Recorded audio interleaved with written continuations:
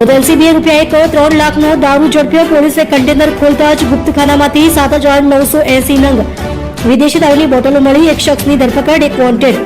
સોદર ગામે એલસીબીએ Vyara Bardoli national highway પરથી એક કન્ટેનરમાંથી ₹1.3 લાખનો વિદેશી દારૂ ઝડપી પાડ્યો છે. ગુપ્તખાનામાં છુપાવેલો દારૂનો મોટો જથ્થો પોલીસે કબજે કર્યો છે. સોદર ગામે પોલીસ અધિક્ષક રાજેશ ગઢિયા અને એલસીબી પીઆઈ આરબી ભટોલના માર્ગદર્શન હેઠળ એલસીબી ટીમને બાતમી મળી હતી કે બાતમીદાર દ્વારા જાણવા મળ્યું કે નવાપુર થઈ સોનગઢથી બારડોલી તરફ એક કન્ટેનર નંબર RJ52GA1021 દારૂનો જથ્થો લઈને પસાર થવાનો છે. બાતમીના આધારે પોલીસે માણેકપુર ગામની સીમમાં ફાઉન્ટેન હોટલ સામે નાકાબંધી ગોઠવી હતી. શંકાસ્પદ કન્ટેનરને અટકાવીને તપાસ કરતા શરૂઆતમાં તે ખાલી જણાયું હતું. જોકે ઊંડાણપૂર્વકની તપાસ કરતા કન્ટેનરમાં બનાવેલ ગુપ્ત ચોરખાનામાંથી વિદેશી દારૂનો જથ્થો મળી આવ્યો હતો.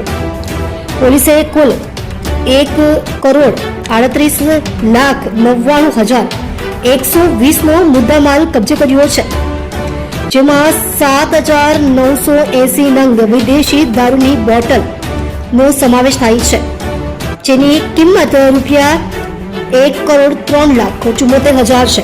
આ ઉપરાંત container trailer ₹35 lakh, 5 mobile phone અને રોકડ રકમ જપ્ત કરવામાં આવી છે. પોલીસે સ્થળ પરથી રાજસ્થાનના બાડમેર જિલ્લાના ગંગુપુરા ગામના 35 વર્ષીય ડુંગરારામ રાવતારામ મેઘવાલની ધરપકડ કરી છે. પ્રાથમિક પૂછપરછમાં દારૂનો જથ્થો બાડમેરના હરલા રામ જાટ નામના શખ્સે ભરી આપ્યો હોવાનું બહાર આવ્યું છે. પોલીસે હરલાલ રામને વોન્ટેડ જાહેર કર્યો છે. આ સમગ્ર મામલે બારડોલી રૂરલ પોલીસ સ્ટેશનમાં ગુનો નોંધી વધુ કાયદેસરની કાર્યવાહી હાથ ધરવામાં આવી છે.